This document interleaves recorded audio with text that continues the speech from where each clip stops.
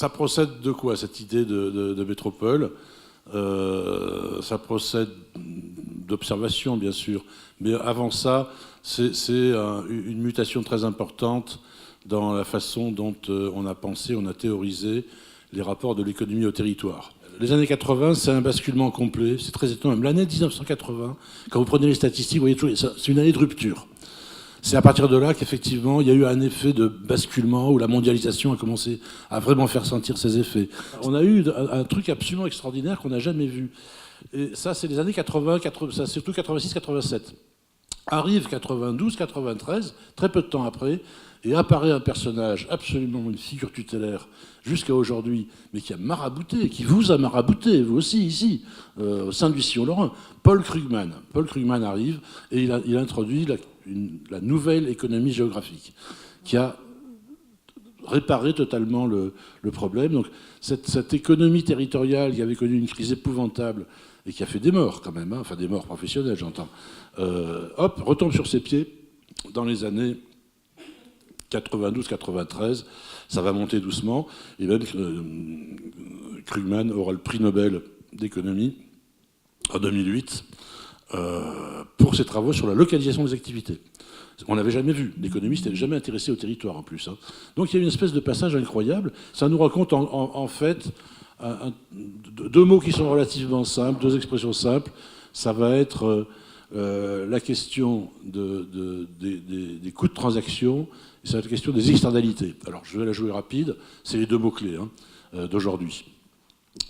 Coût de transaction, c'est le coût auquel les entreprises se procurent les ressources dont elles ont besoin. Et c'est un coût qui n'est pas forcément un coût monétaire, c'est un coût en temps, c'est un coût en sécurité, c'est un coût en assurance. Bon. Où est-ce que les entreprises peuvent se procurer le mieux dans un monde où la question des pondéreux est derrière nous, l'externalité, c'est un transfert de valeur sans contrepartie monétaire. Mais il y a aussi les externalités positives, c'est-à-dire tout ce dont vous bénéficiez sans payer pour ça. Et c'est l'avantage de la concentration, justement. Dans la concentration, vous avez des économies d'échelle, vous avez des économies... C'est extraordinaire, par exemple, une grande différence entre vous ici ce soir et Paris ce soir, où je serai, c'est que ce soir je serai dans la ville du monde où en une demi-heure en moyen de transport, j'aurai le choix du plus grand nombre de films de cinéma. Pas parce qu'il y a plus de cinéma à Paris, c'est parce qu'à Paris il y a un mix entre beaucoup de salles de cinéma et une forte accessibilité. Donc déplacement, densité, donc proximité des offres et des demandes, et aussi vitesse de transport, tout mode confondu. Et donc ça, c'est un avantage. Donc c'est un avantage quantitatif d'être très nombreux réunis à un endroit. Ça va se traduire par un avantage qui n'est pas seulement un avantage d'échelle qu'on dit habituellement, qui est un avantage quantitatif, mais un avantage qualitatif. C'est-à-dire que je vais pouvoir aller ce soir voir le camion de Marguerite Duras. Et donc finalement, ce que nous raconte la théorie, et tout s'approche de la nouvelle économie géographique, qui vraiment est aujourd'hui dominante dans le monde entier, on l'enseigne dans tout le monde, partout, c'est cette idée que... On ne dit pas métropole, hein, c'est un truc à la française, je vais y venir tout de suite. La très grande ville, c'est un avantage, c'est les 3 S. Size, sprawl, speed. C'est size, la taille, gros. Big is beautiful. Mais ça ne suffit pas. Si gros, c'est ce qu'il y a de mieux, ce qui m'arrangerait personnellement, ça serait Lagos ou ça serait Sao Paulo qui seraient les championnes de l'économie. Donc il n'y a pas que ça. Il y a la taille, sprawl, la densité, la proximité entre les offres et les demandes, donc en l'occurrence, pour le marché de l'emploi, la proximité entre les offres de travail, les lieux d'emploi et les lieux de domicile, mais pour le marché de la culture, c'est le cinéma, c'est vrai pour tous les marchés. Hein. Et puis speed, c'est la vitesse moyenne des transports. Et donc c'est la fluidité. Donc pour que ça fonctionne, il faut que ça soit gros, dense et fluide. C'est ça la pierre philosophale du truc. J'ai lu un certain nombre de textes, d'articles sur la région. Il y a manifestement un vrai problème sur les transports. On n'a pas vraiment la densité, il y a quand même des distances qui sont longues, et en plus il y a un problème sur les transports. Un truc très, très surprenant, j'y reviendrai après, si je prends maintenant le sillon lorrain, votre sillon lorrain, celui version canal historique, je sais qu'il ne faut pas dire ça, les 4 PCI, Thionville, Metz, Nancy, Épinal. Dans cette énorme quantité de navetteurs qui vont aller travailler au Luxembourg, pour l'essentiel, mais aussi un peu en Allemagne, ce que fournit Ce que fournissent les 600 ou 700 000 habitants de cette Sillon-Lorrain, c'est à peine le quart. C'est à peine le quart. Qui va travailler dans le Luxembourg? C'est pas les gens c'est pas des gens du Sillon. Hein. C'est des gens autour de Sillon. Soit dit en passant, autour de Sillon, c'est génial. Je ne sais pas s'ils sont représentés ici. C'est les grands gagnants de l'opération. Hein. Autour du Sillon, c'est eux qui récupèrent l'essentiel des emplois dans le Luxembourg et en Allemagne. Alors le Sillon, il faut dire qu'il y a un truc un peu bizarre que j'ai trouvé. Moi, je suis un Huron, hein, je ne connais pas bien le coin, je viens de Paris. Quand même, le Sillon, il s'arrête quand même assez loin de la frontière. Ça ne comprend pas. J'avais un peu travaillé sur AZ Belleval au moment où le président Sarkozy avait lancé l'OIN. On m'a demandé de faire une analyse pour la préfiguration. Il se passait beaucoup de choses dans ce coin-là. Et Longwy, tout ça. Donc, c'est pas dans le. Enfin, alors, il y a des cours, c'est que ce qui est autour du Sillon, c'est ce qui ramasse le plus d'emplois dans le Luxembourg. Mais il n'y a pas que ça. Le Sillon leur fournit en plus 120 000 emplois. C'est-à-dire 40% des emplois du Sillon sont occupés par des gens qui habitent autour. Donc c'est superbe.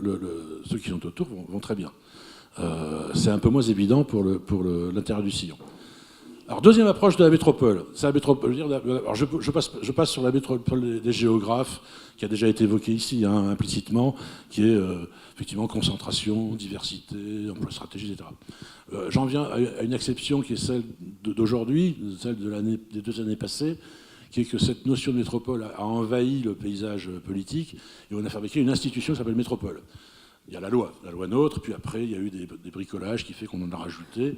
Et donc on est rendu, j'ai du mal à calculer le chiffre, au total on est à 22, 23, on est à 22 aujourd'hui, hein, tout compris. 22 métropoles. Et que l'idée quand même, l'idée du législateur, qui est quand même plein de bonnes intentions, c'est de dire que la croissance du pays repose sur les épaules des métropoles françaises. On a 22 métropoles. Et on se dit, c'est là-dessus que repose l'enjeu, la croissance du pays. Alors revenons maintenant au Sillon lorrain. Si je prends sur 2007-2015, la période de ce qu'on appelle la crise, hein, en gros, c'est un désastre sur l'emploi en France, l'emploi salarié privé. On a des pertes très importantes sur l'ensemble du pays. Nous n'avons pas retrouvé aujourd'hui le niveau d'emploi de décembre 2007. Et si on prend les territoires qui fonctionnent bien aujourd'hui, c'est 6-7 entre guillemets métropoles. Les grandes métropoles. Vous les connaissez, c'est pas vraiment Paris, c'est le Grand Paris qui est au cœur. C'est Toulouse, bien sûr. C'est Lyon. Lyon fait un malheur. Gérard Collomb, incroyable ce qui se passe sur Lyon. C'était une ville qui était une ville endormie il y a 15-20 ans. Hein. C'est une ville, moi j'ai beaucoup travaillé sur Lyon. C'était là, il y a une espèce de réveil lyonnais incroyable. Ça va être Nantes, bien sûr. Vous pouvez rajouter Bordeaux et Montpellier, mais ils sont sur des profils plutôt d'emploi présentiel. Et puis c'est terminé. Et si vous regardez les métropoles en question, vous vous rendez compte que donc la concentration de l'emploi français dans ces 5-6 grandes villes, je parle d'aire urbaine, c'est pas le cas du tout, je ne donne pas les chiffres, hein, je les ai ici, mais si vous avez des questions, je vous les donnerai. Mais si vous prenez l'emploi salarié privé sur nos 4 PCI, entre 2007 et 2015, vous êtes à moins 6%. Vous êtes une perte de 12 000 emplois. Si vous prenez les 4 aires urbaines, vous élargissez le concept de Sillon-Lorrain, vous êtes à moins 15 000, moins 5,2. La France est à moins 2. Donc ça vous donne une idée. Donc, alors que la métropole est supposée aller mieux que le pays, et tiré, c'est un cheval de trait. Le Sillon-Lorrain fait moins bien. Bon. Mais si vous regardez encore les métropoles, vous vous rendez compte d'une chose, c'est qu'à cette concentration nationale sur quelques 6-7 grandes métropoles, grandes villes, vient s'ajouter un truc de fou furieux, qui est une concentration extrême à l'intérieur des métropoles. Ça se rejoue à l'intérieur de ce qu'on appelle les métropoles. Et notamment ces fameux emplois qui ont continué à se développer pendant la crise, où le business a continué. Et a continué même vivement. C'est tous ces emplois modernes, les emplois de haute qualification, emplois stratégiques, tout ce secteur du numérique, du logiciel, du conseil en informatique, du business, du conseil en entreprise, de l'ingénierie, etc. Tous ces secteurs-là ont continué à créer de l'emploi. Sauf que, j'ai lu un petit bouquin, un chapitre dans un bouquin l'année dernière, mais bon, je ne vais pas vous faire la publicité, où je donne un tableau détaillé. Sauf que vous prenez, par exemple, le numérique. On vous dit le numérique, c'est l'économie de demain, c'est là-dessus que tout va se passer. Ce qui est largement exagéré. Hein. Si vous avez ouvert le Poste hier, on vous a expliqué que l'emploi cette année s'est beaucoup développé, essentiellement dans les services, et beaucoup dans les services, il y a la consommation des ménages, c'est pas le numérique. Bon, mais si vous croyez ce qu'on vous dit, c'est quand même pas totalement absurde, que le numérique est vraiment un secteur stratégique pour demain. 80% de la création nette d'emplois dans le secteur numérique, d'emplois salariés privés, 70 ou 80 000 emplois sur la période 2007-2015, 80% est le fait de 15 communes sur 36 000. Ce n'est pas de 6-7 métropoles ou 12 métropoles, c'est 15 communes. Et c'est Paris champion du monde, commune, c'est Toulouse, Blagnac, Saint-Herblain, Nantes, Lyon. Si je prends maintenant la programmation, conseil, informatique, tout cet ensemble numérique, en termes d'emplois salariés privés, un indice de spécialisation, c'est-à-dire le poids de ce que pèsent ces emplois dans le sillon lorrain par rapport à ce qu'ils pèsent en France. Dans une France dans laquelle il y a le Cantal, il y a la vallée de l'Adour, tout ce que vous voulez, enfin, il y a aussi Paris. En indice, c'est 43%. 43, pour un indice 100 pour la moyenne française. C'est-à-dire que vous avez moitié moins de spécialisation dans les secteurs numériques que le pays, tout compris. Donc c'est tragique. Activité de sièges sociaux, vous avez un indice de 58. Pas bon non plus. En revanche, juridique comptable, vous êtes à 116. Donc là, vous êtes plutôt bon. Si je prends la progression, je ne veux pas vous assommer avec des chiffres, c'est très médiocre aussi. Dernier point, après j'avance, les cadres. Donc l'INSEE définit toutes sortes de cadres, des cadres de la conception de la recherche, cadres de la gestion, prestations intellectuelles supérieures et tout, pour c'est 2012-2013.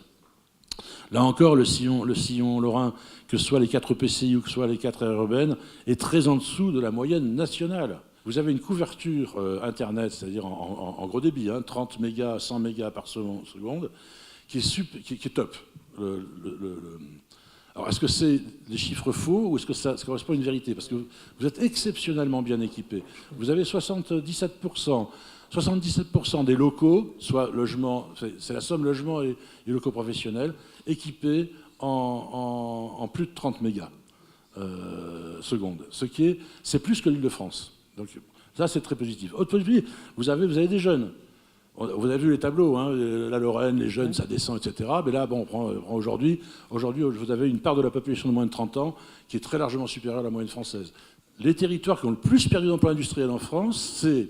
vous pouvez gagner des paris avec ça, par département. Prenez 82-2012, les emplois de fabrication de l'INSEE, c'est Paris, Seine-Saint-Denis, les Hauts-de-Seine, le Rhône. Ensuite arrivent les départements du Pas-de-Calais et du Nord, je ne sais plus dans quel ordre, et ensuite arrivent les départements de la Lorraine. Vous avez moins perdu d'emplois industriels que les grands territoires métropolitains français. La différence entre vous et eux, entre le Nord-Pas-de-Calais et eux, on va dire, on ne va pas personnaliser trop le débat, c'est que ces territoires-là se sont reconvertis, avec d'ailleurs des coûts assez élevés. Pour Seine-Saint-Denis, c'est incroyable, la disparition de secteur industriel massif, bien plus important que ce que vous avez vécu en Lorraine, pas comparablement. Alors c'est toujours dur de dire ça, les gens disent c'est pas vrai, c'est faux, vous rigolez. Bon, appelez l'INSEE, je ne sais pas si l'INSEE est là, et l'INSEE vous dira. Évidemment que cette transformation s'est traduite par quelque chose qui fait qu'on a toute une population ouvrière, d'abord immigrée qu'on a fait venir, qu'on utilisait dans le système industriel, qu'on n'utilise plus aujourd'hui, avec donc tous les problèmes sociaux que vous connaissez. Donc ça laisse quand même des traces importantes. Donc premier point, ce qui fait la différence entre des territoires comme les vôtres et les territoires métropolitains, c'est que c'est pas que vous avez plus détruit, c'est que vous n'avez pas créé. La destruction d'emplois industriels entre 2007 et 2015 a été exactement au même rythme que la destruction d'emplois industriels entre 1999 et 2007. Et c'est même magique, la régularité des cours. C'est pas nouveau, la crise n'a pas accéléré.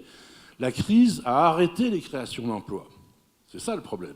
Donc si vous avez un territoire où vous avez effectivement des pertes industrielles, mais que vous ne créez pas d'emplois, ça vous fait effondrer votre emploi. Or, votre emploi, effectivement, n'est pas en bonne santé. Mais pourquoi? Parce que vous n'avez pas créé les emplois. 82-2010, plus 15% la population française, plus 15%.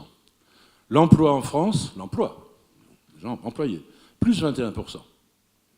On a une création d'emplois plus rapide que la population, que l'augmentation de la population. Pas mal. Alors qu'on est dans une crise épouvantable, la mondialisation, la destruction d'emplois industriels, enfin tout ce que vous connaissez par cœur. On a réussi à ce qu'il y ait plus d'emplois par habitant aujourd'hui qu'il y en avait en 82. pas mal quand même. Mais qu'est-ce qui s'est passé entre-temps? Alors c'est pareil pour vous. Vous avez... Si on regarde le gros trou, j'ai aussi les chiffres, pour les 4 PCI ou les 4 aires urbaines, vous, le trou, il est démographique. On revient à un autre sujet. Il n'est pas sur l'emploi. Vous avez créé beaucoup plus d'emplois que vous n'avez augmenté votre population. Vous êtes à plus 6% sur l'emploi, alors que vous êtes à 0,5% sur la population, ou même moins 0,5%. Hein, j'ai plus les chiffres exacts en tête. Et en même temps, vous avez eu le Luxembourg, qui s'est mis frénétiquement à recruter vos personnes. Multiplié par 10 le nombre de gens depuis 15 ans. Hein, par 10 le nombre de navetteurs venant de Lorraine à travailler dans le Luxembourg. Superbe, ça explique aussi que votre taux de chômage aujourd'hui est positif. Il est plutôt inférieur à la moyenne nationale.